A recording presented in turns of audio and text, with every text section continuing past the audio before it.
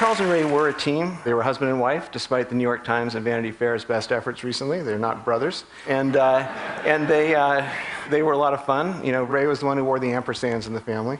And we are going to focus on Charles today, because it is Charles' 100th birthday. But when I speak of him, I'm really speaking of both of them as a team. Here's Charles when he was 3, so he would be 100 this June. We have a lot of cool celebrations that we're going to do. The thing about their work is that most people come through the door of furniture. I suspect you probably recognize this chair and some of the others I'm going to show you. But we're going to go first enter through the door of the big top.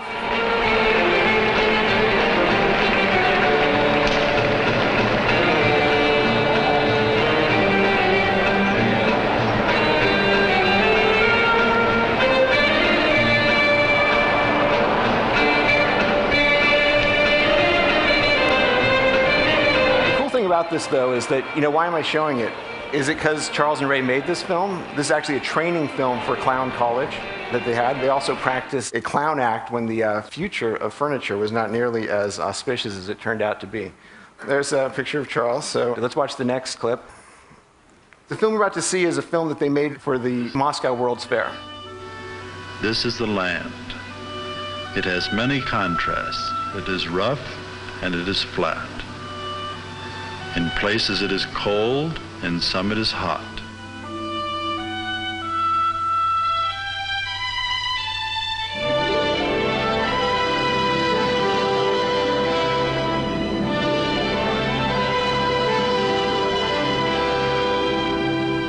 Too much rain falls on some areas and not enough on others. But people live on this land. And as in Russia, they are drawn together into towns and cities. Here is something of the way they live. Now, this is a film that was hardly ever seen in the United States, and it's a 7 screens, and it was like 200 feet across. And it was at the height of the Cold War. The Nixon-Khrushchev kitchen debate happened about 50 feet from where this was shown. And yet, how did it start? You know, commonality. The first line in Charles' narration was, "The same stars that shine down on Russia shine down on the United States. From the sky, our cities would look much the same." It's that human connection that Charles and Ray always found in everything. And you can imagine, and the thing about it is that they believed that the human mind could handle this number of images, because the important thing was to get the gestalt of what the images were about. So that was just a little snip. But the thing about Charles and Ray is that they were always modeling stuff. They were always trying things out. And I think one of the things I'm passionate about my grandparents' work, passionate about my work.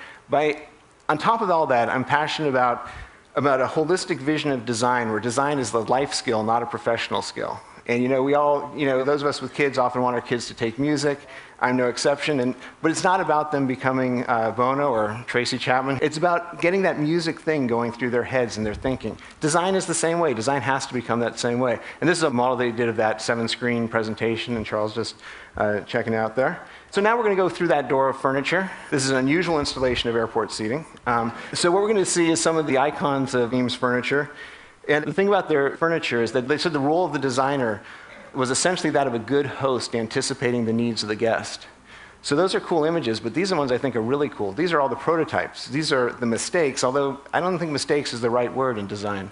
It's just the things you try out to kind of make it work better. And some of them would probably be terrible chairs. Some of them are kind of cool looking. You say, hey, why didn't they try that? But it was that hands-on iterative process, which is so much like vernacular design and folk design in traditional cultures. And I think that's one of the commonalities between modernism and traditional design. I think it may be a real common ground as we kind of figure out what on earth to do in the next 20 or 30 years. The other thing that's kind of cool is that you look at this, and in the media, when people say design, they actually mean style. And I'm really here to talk about design. But the object is just a pivot. It's a pivot between a process and a system. And this is a little film I made about the making of the Eames lounge chair. The design process for Charles and Ray never ended in manufacturing. It continued. They were always trying to make things better and better, because it's like Bill Clinton was saying about Rwanda health clinics. It's not enough to create one. You got to create a system that will work better and better. So I always like this prototype picture, because it just kind of, doesn't get any more basic than that. You try things out. This is a relatively famous chair. Its early version had an X base. That's what the collectors like. Charles and Ray liked this one because it was better. It worked better, H-based, much more practical. This is something called a splint, and I was very touched by Dean Kamen's work for the military or for the soldiers, because Charles and Ray designed a molded plywood splint. This is it. And they'd been working on furniture before, but doing these splints, they learned a lot about the manufacturing process. It was incredibly important to them.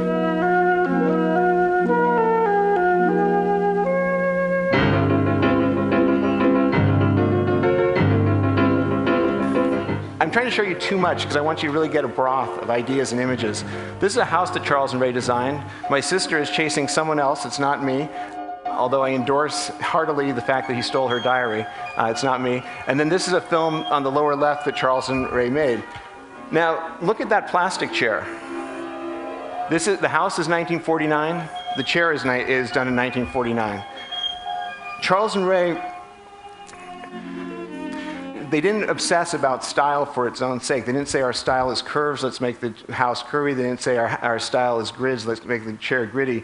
They focused on the need. They tried to solve the design problem. Charles used to say that the extent to which you have a design style is the extent to which you have not solved the design problem. That's kind of a brutal quote. This is the earlier design of that house. And again, they managed to figure out a way to make a prototype of a house. Architecture, very expensive medium.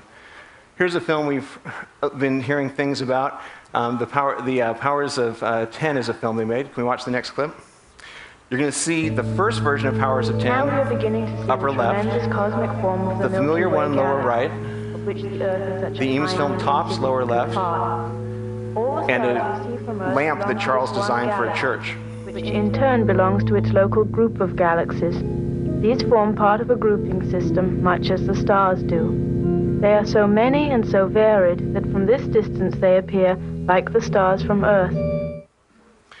So you've seen that film, and what's so great about this whole conference is that everybody's been talking about scale. Everybody here has come at it from a different way. I want to give you one example. E.O. Wilson once told me that when he looked at ants, he loved them, of course, and he wanted to learn more about them. He consciously looked at them from the standpoint of scale. So here's a tiny creature, and yet simply by changing the frame of reference, it revealed so much, including what ended up being the TED Prize. Modeling. They tried modeling all the time. They were always modeling things. And I think part of that is that they never delegated understanding. And I think in our family, we were very lucky because we learned about design backwards. Design was not something other. It was part of the business of life in general. It was part of the quality of life. And here's some family pictures, and you can see why I'm down on style with a haircut like that. But anyway, I always remember the cut grapefruit that we would have at the Eames house when I was a kid. So we're going to watch another film. This is a film, the one called Toys. You can see me, same haircut in the upper right corner. Upper left is a film they did on toy trains. Lower right is a solar do-nothing toy. Lower left is Day of the Dead toys.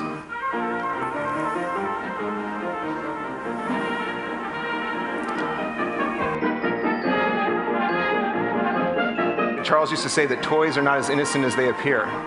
They're often the precursor to bigger things. And these ideas, that train up there being about the honest use of materials, is totally the same as the honest use of materials in the plywood. And now I'm going to test you. This is a letter that my grandfather sent to my mom when she was 5 years old. So can you read it? Lucia Angel. So.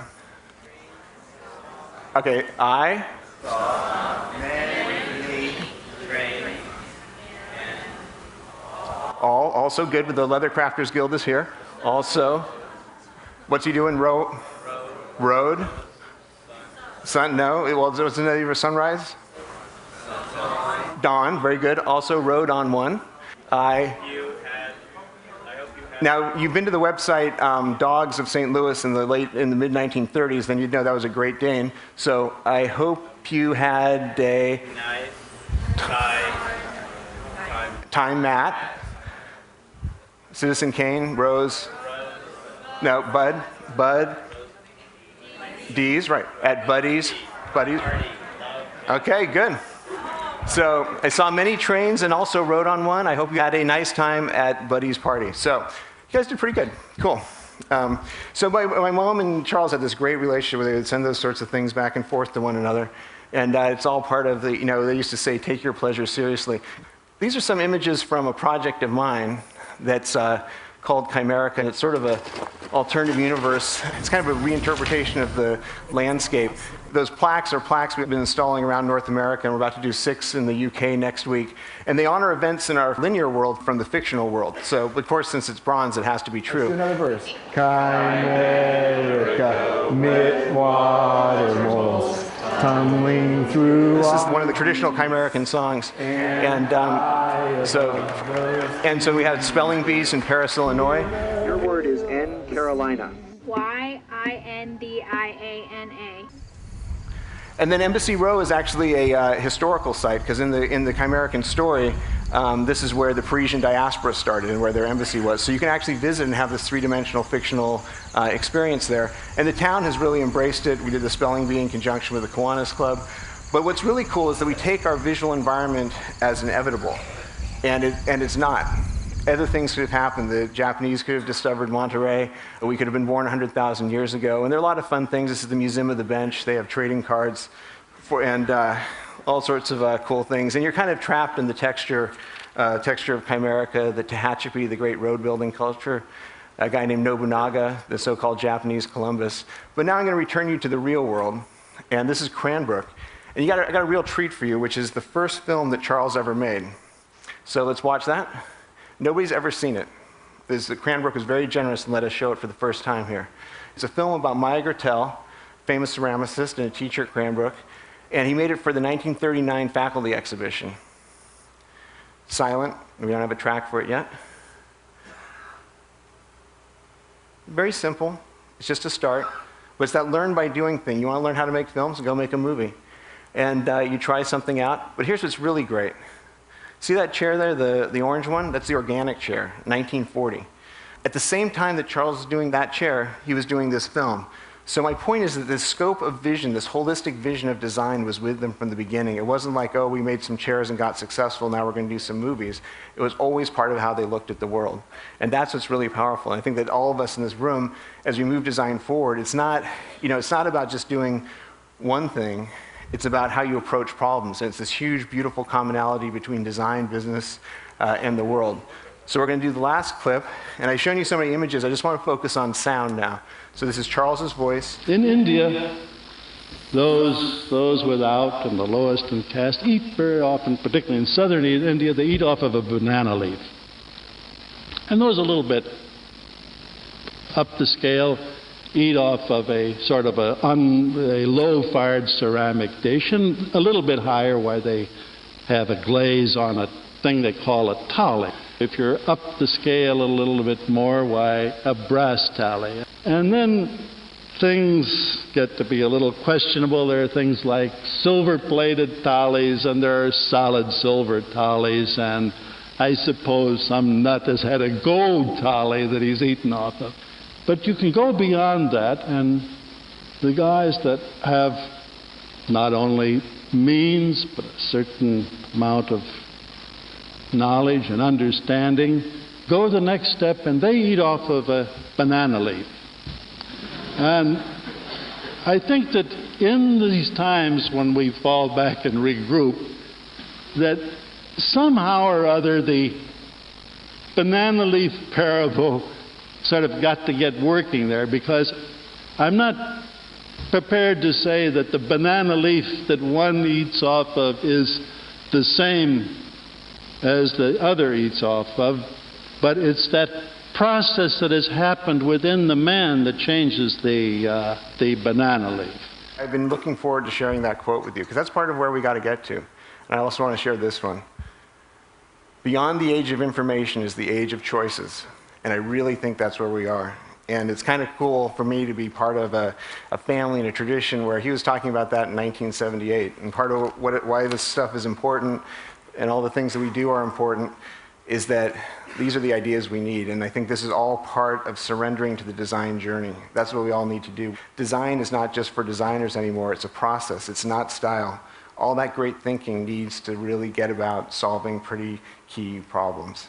I really thank you for your time.